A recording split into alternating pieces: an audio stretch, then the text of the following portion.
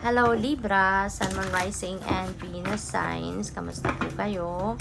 Sana po ay nasa mabuti kayong kalagayan. Welcome back po sa Star Tarot. At kung bago kayo dito, welcome din po kayo. Please subscribe, like, share my videos, and leave me a comment kung nakaresonate po kayo.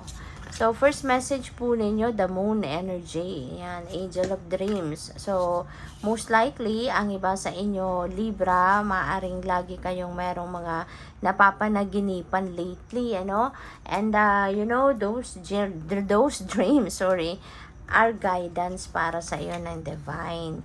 Maaari kasi na meron kayong mga sitwasyon wherein kailangan ninyo ng guidance, kaya po pwedeng hindi kayo nakakapakinig, no, sa inyong intuition, kaya idadaan ng universe yung message para sa iyo through your dreams. Kaya importante na pay attention kayo doon sa mga napapanaginipan ninyo, or might as well isulat ninyo yan kung ano man yung mga elements na natatandaan nyo pa pagising ninyo, kung ano yung nakita ninyo sa inyong panaginip.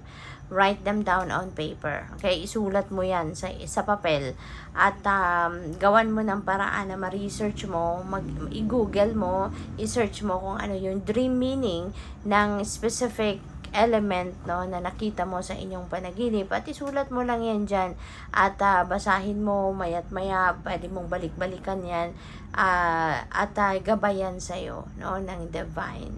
So we also have the Ace of Cups. Wow, this Ace is a new beginning. Okay, this is number 1. So ibig sabihin, magsisimula ka.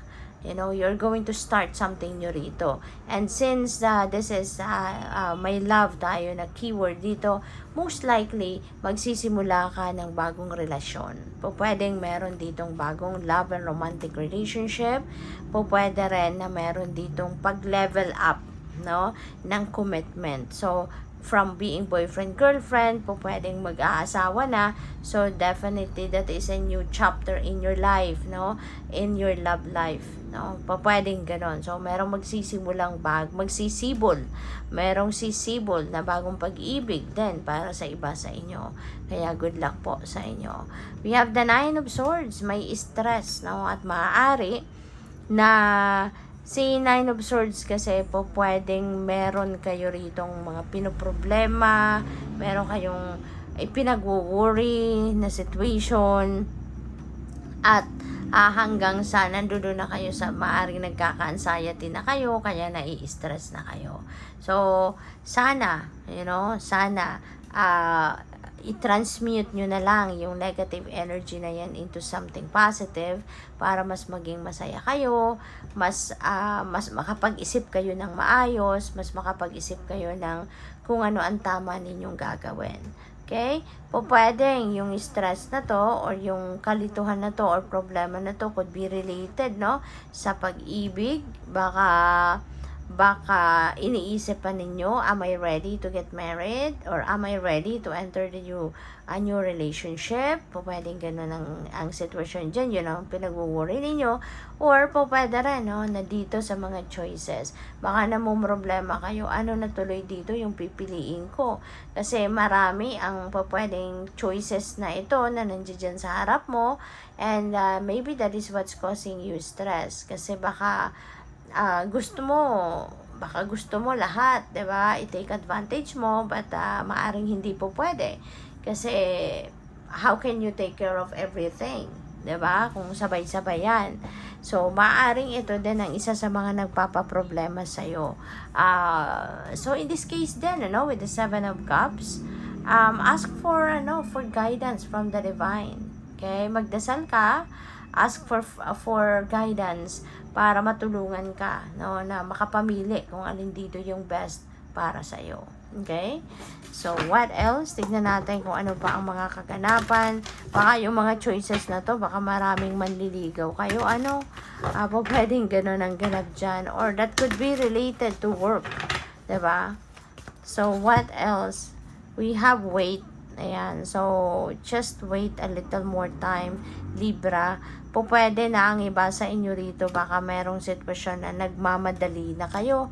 Meron na siguro kayong expectation na talagang parang gusto mo nang makuha, gusto mo nang malaman, but eto, sinasabihan kayo na wait, okay? Maghintay ka pa kasi maaaring hindi pa to ready para sa'yo. Okay?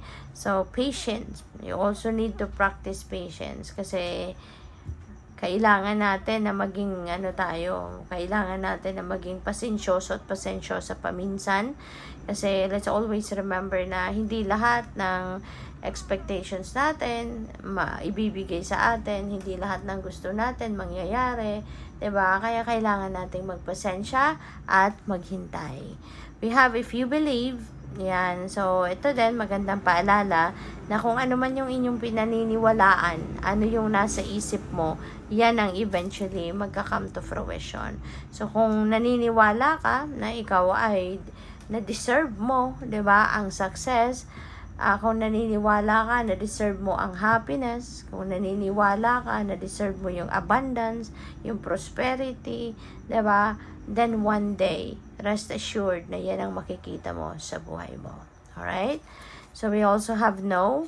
Yung no na to is negotiable pa, no? So yung no na to, pwede pa tong maging yes or pwede pang maging definitely no. Okay? So baka meron kayong mga pakikipag-usap, may mga transactions kayong gagawin, no? At probably ikaw yung magsasabi ng no, or pwedeng yung person na kausap mo magsasabi sa iyo ng no. 'Di ba? Pero sa pag-uusap, no, baka mas marami pa kayong masasabi, mas marami pa kayong ilalatag, or yung taong kausap mo baka sila yung mas marami pang i-explica sa iyo, may mga sitwasyon pa na ipapakita sa iyo, at yung no na to maari pang magbago. Okay? So good luck. Thank you for watching. Love and light. Namaste.